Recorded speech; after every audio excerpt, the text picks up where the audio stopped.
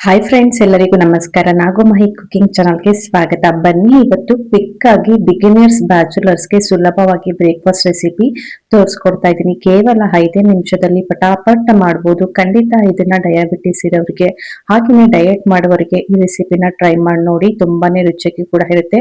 So quick ಆಗಿ ಮಾಡುವಂತಹ recipe, ಎಲ್ಲರಿಗೂ ಯೂಸ್ ಆಗುವ ರೆಸಿಪಿ ಇದು. ಕೆಲವರಿಗೆ ಗೊತ್ತಿರುತ್ತೆ, ಕೆಲವರಿಗೆ ಗೊತ್ತಿರಲ್ಲ. ಅಂತವರಿಗೆ ಯೂಸ್ಫುಲ್ ಆಗಿರುವ ರೆಸಿಪಿ ಇದು. ಖಂಡಿತ ಈ ರೆಸಿಪಿನ ನೀವು ಒಂದ್ಸಲ ಟ್ರೈ ಮಾಡಿ ನೋಡಿ. ಒಂದ್ಸಲ ಟ್ರೈ ಮಾಡಿದ್ರೆ ಮತ್ತೆ ಮತ್ತೆ ಮಾಡ್ತೀರಾ. ಹಾಗೆ ಈ ರೆಸಿಪಿ ಇಷ್ಟ ಆಯ್ತು ಅಂತ ಹೇಳಿದ್ರೆ ಒಂದ್ ಲೈಕ್ ಮಾಡಿ, ಶೇರ್ ಮಾಡಿ, ಹಾಗೆ ಮರಿದನ್ನೇ ಕಮೆಂಟ್ ಮೂಲಕ ತಿಳಿಸಿ. ಬನ್ನಿ, ಇವಾಗ ಇದನ್ನ ಯಾವ ರೀತಿ ಮಾಡೋದು ಅಂತ ನೋಡೋಣ.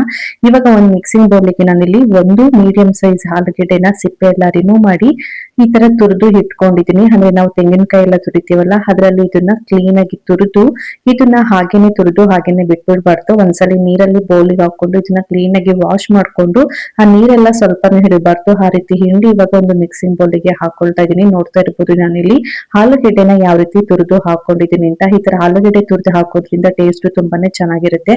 ಹಾಗೆ ಅದೇ ಕಪ್ ಅಳತೆಯಲ್ಲಿ ಅರ್ಧ ಕಪ್ ಆಗೋಷ್ಟು ನಾನಿಲ್ಲಿ ತೆಂಗಿನಕಾಯಿನ ಅದನ್ನು ಕೂಡ ತುರಿದ್ಬಿಟ್ಟು ಹಾಕೊಳ್ತಾ ಇದೀನಿ. ಹಾಗೆ 1 ಕಪ್ ಆಗಷ್ಟು ಈರುಳ್ಳಿನ ಆದಷ್ಟು ಚಿಕ್ಕದಂದ್ರೆ ಚಿಕ್ಕದು ಕಟ್ ಮಾಡಿ ಹಾಕೊಳ್ಳಿ. ಅಂದ್ರೆ ಏನಿಲ್ಲ ಅಂದ್ರೂ ಒಂದ್ 2 ಮೀಡಿಯಂ ಸೈಜ್ ಈರುಳ್ಳಿನ ಹಾಕೊಂಡಿದೀನಿ. ಇವಾಗ ಸ್ವಲ್ಪ ನಾನು ಕರ್ಬೇವಿನ ಸೊಪ್ಪನ್ನ ನೀಟಾಗಿ ವಾಶ್ ಮಾಡ್ಕೊಂಡು ಚಿಕ್ಕದಾಗಿ ಕಟ್ ಮಾಡಿ ಹಾಕೊಳ್ತಾ ಇದೀನಿ. ಹಾಗೆ ಒಂದು ಅರ್ಧ ಹಿಡಿಯಾಗಷ್ಟು ಕೊತ್ತಂಬರಿ ಸೊಪ್ಪನ್ನ ನೀಟಾಗಿ ವಾಶ್ ಮಾಡ್ಕೊಂಡು ಅದನ್ನು ಕೂಡ ಚಿಕ್ಕದಾಗಿ ಕಟ್ ಮಾಡಿ ಹಾಕೊಂಡು, ಹಾಗೆ ಖಾರಕ್ಕೆ ಅನುಗುಣವಾಗಿ ಹಸಿಮೆಣಸಿನಕಾಯಿನೂ ಕೂಡ ಚಿಕ್ಕದಾಗಿ ಕಟ್ ಮಾಡಿ ಹಾಕೊಳ್ತಾ ಇದೀನಿ. ಇದನ್ನೆಲ್ಲ ಹಾಕೊಂಡಿದ ನಂತರ ಇವಾಗ 1 ಟೇಬಲ್ ಸ್ಪೂನ್ ಆಗೋಷ್ಟು ನಾನಿಲ್ಲಿ ಜೀರಿಗೆನ ಹಾಗೇನೆ ಹಾಕೊಳ್ತಾ ಇದೀನಿ. ಇಲ್ಲಾಂದ್ರೆ ನೀವು ಜೀರಿಗೆನ ಕ್ರಶ್ ಮಾಡಿ ಕೂಡ ಹಾಕಬಹುದು. ಇವಾಗ ರುಚಿಗೆ ತಕ್ಕಷ್ಟು ಉಪ್ಪನ್ನ ಹಾಕೊಂಡು ಇವಾಗ ಎಲ್ಲಾ ಪದಾರ್ಥನು ಕೂಡ ಕ್ಲೀನಾಗಿ ಕೈಯಲ್ಲಿ ಈ ತರ ಕಿವುಚ್ಕೋಬೇಕಾಗುತ್ತೆ. ಹಾಗೇನೆ ಹಾಕಿ ಮಾಡಿದ್ರೆ ಟೇಸ್ಟ್ ಅಷ್ಟೇನು ಚೆನ್ನಾಗಿರಲ್ಲ. ಬಟ್ ಈ ರೀತಿ ಎಲ್ಲಾ ಪದಾರ್ಥಗಳನ್ನು ಕೂಡ ಹಾಕಿ ಒಂದ್ಸಲ ನೀಟಾಗಿ ಮಿಕ್ಸ್ ಮಾಡಿ ಅನಂತರ ಹಿಟ್ಟನ್ನ ಹಾಕಿ ಮಿಕ್ಸ್ ಮಾಡ್ಕೋಬೇಕಾಗುತ್ತೆ. ಆವಾಗಲೇ ಟೇಸ್ಟ್ ಕೂಡ ತುಂಬಾನೇ ಚೆನ್ನಾಗಿರುತ್ತೆ. ನೋಡಿ, ಇವಾಗ ಇದನ್ನ ಈ ರೀತಿ ಕ್ಲೀನ್ ಆಗಿ ಮಿಕ್ಸ್ ಮಾಡ್ಕೊಂಡಿದ ನಂತರ ನಾವು ಇವಾಗ 1 ಕಪ್ ಆಗೋಷ್ಟು ಗೋಧಿ ಹಿಟ್ಟನ್ನ ಹಾಕೊಳ್ತಾ ಇದೀನಿ. ಈ ಗೋಧಿ ಹಿಟ್ಟನ್ನ ಜರಡಿ ಹಿಡಿದು ಕ್ಲೀನ್ ಆಗಿ ಸೋದಿಸ್ಕೊಂಡು ತಗೊಂಡಿದೀನಿ. ನಿಮ್ಗೆ ಕ್ವಾಂಟಿಟಿ ಎಷ್ಟು ಮಾಡ್ತಾ ಇದೀರಾ ದೋಸೆ ಹಿಟ್ಟನ್ನ, ಅದ್ರ ತಕ್ಕಂಗೆ ನೀವು ಈ ಮಸಾಲಾ ಪದಾರ್ಥಗಳನ್ನ ಹಾಕೊಳ್ಳಿ ಅಷ್ಟೇನೆ. ಇವಾಗ ಸ್ವಲ್ಪ ನೀರನ್ನ ಹಾಕೊಂಡು ಕಲ್ಸ್ಕೋಬೇಕಾಗತ್ತೆ. ನಾನಿಲ್ಲಿ ನೀರಿಗೆ ಪ್ಲೈನ್ ನೀರನ್ನ ಉಪಯೋಗಿಸ್ತಾ ಇಲ್ಲ. ಆ ನೀರಿಗೆ ಸ್ವಲ್ಪ ನಾನು ಕೊತ್ತಂಬರಿ ಸೊಪ್ಪನ್ನ ಚಿಕ್ಕದಾಗಿ ಕಟ್ ಮಾಡಿ ಹಾಕೊಂಡು, ಫ್ಲೇವರ್ ಕೂಡ ತುಂಬಾನೇ ಚೆನ್ನಾಗಿದೆ ಈ ರೀತಿ ನೀರಿಗೆ ಮಿಕ್ಸ್ ಮಾಡಿ ಹಾಕೋದ್ರಿಂದ. ಇವಾಗ ಆ ನೀರನ್ನ ಸ್ವಲ್ಪ ಹಾಕೊಂಡು ನಾವು ಗಂಟು ಬಾರದ ಹಾಗೆ ಕ್ಲೀನ್ ಆಗಿ ಮಿಕ್ಸ್ ಮಾಡ್ಕೋಬೇಕಾಗತ್ತೆ.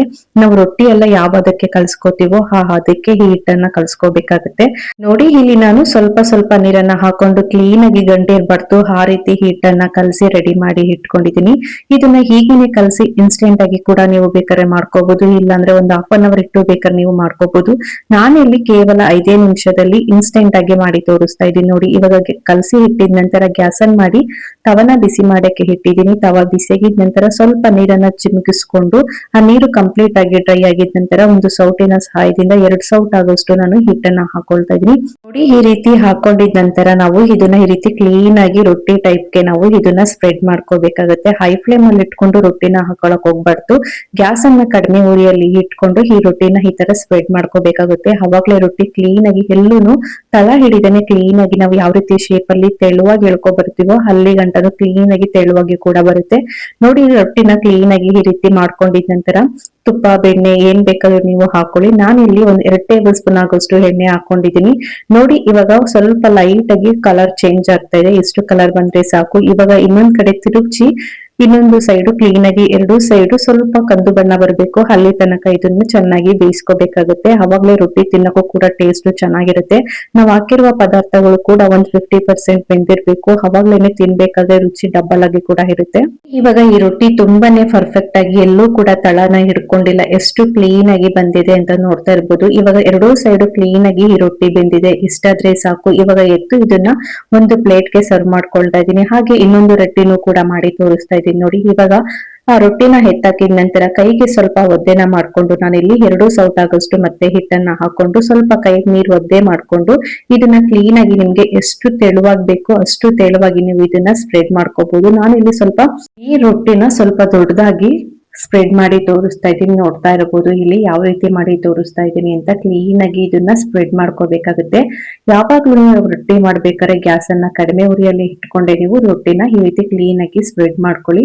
ನೋಡಿ, ಇವಾಗ ಸ್ವಲ್ಪ ಕಂದು ಬಣ್ಣ ಬಂದಿದೆ. ಇವಾಗ ಒಂದ್ 2 ಟೇಬಲ್ ಸ್ಪೂನ್ ಆಗೋಷ್ಟು ನಾನು ಎಣ್ಣೆನ ಹಾಕೊಳ್ತಾ ಇದ್ದೀನಿ. ಎಣ್ಣೆ ಇಷ್ಟಲ್ಲ ಅಂತ ಹೇಳಿದ್ರೆ ನೀವು ತುಪ್ಪ ಬೇಕಾದ್ರೆ ಬೆಣ್ಣೆ ಯಾವ್ದು ಬೇಕಾದ್ರೆ ನೀವು ಯೂಸ್ ಮಾಡ್ಬೋದು. ನೋಡ್ತಾ ಇರ್ಬೋದು ಎಲ್ಲೂ ಕೂಡ ಅಂಟ್ಕೊಂಡಿಲ್ಲ, ಹಾಗೆ ಎಲ್ಲೂ ಕೂಡ ಸೀದು ಹೋಗಿಲ್ಲ, ಎಷ್ಟು ತುಂಬಾನೇ ಪರ್ಫೆಕ್ಟ್ ಆಗಿ ಕೂಡ ಬಂದಿದೆ.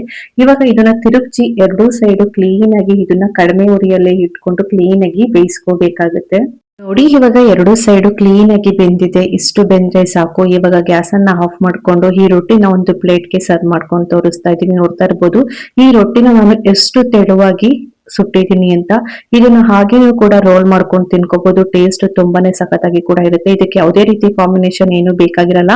ಯಾಕೆಂತ ಹೇಳಿದ್ರೆ ನಾವು ಈರುಳ್ಳಿ, ತೆಂಗಿನಕಾಯಿ, ಆಲೂಗೆಡ್ಡೆ ಎಲ್ಲ ಹಾಕಿ ಮಾಡಿರ್ತೀವಲ್ಲ, ಟೇಸ್ಟ್ ತುಂಬಾನೇ ಚೆನ್ನಾಗಿರುತ್ತೆ. ಇದಕ್ಕೆ ಸ್ವಲ್ಪ ಉಪ್ಪು ಸಾಂಬಾರ್ ಖಾರ ಹಾಕೊಂಡು ತಿನ್ ನೋಡಿ, ಟೇಸ್ಟ್ ಅಂತೂ ಇನ್ನು ಸಖತ್ತಾಗಿ ಕೂಡ ಇರುತ್ತೆ. ಕೇವಲ 5 ನಿಮಿಷದಲ್ಲಿ ಬೆಳಗಿನ ತಿಂಡಿಗೆ ಅಥವಾ ರಾತ್ರಿ ಊಟಕ್ಕೆ ಎಲ್ಲದಕ್ಕೂ ಸೂಪರ್ ಆಗಿ ಕೂಡ ಇರುತ್ತೆ. ನಾನು ಹೇಳ್ಕೊಟ್ಟ ವಿಧಾನದಲ್ಲಿ ನೀವು ಕೂಡ ಇವತ್ತೇ ಈ ರೊಟ್ಟಿನ ಟ್ರೈ ಮಾಡಿ ನೋಡಿ. ಯಾವ ರೀತಿ ಬಂತು ಅಂತ ಕಮೆಂಟ್ ಮೂಲಕ ತಿಳಿಸಿ. Thank you.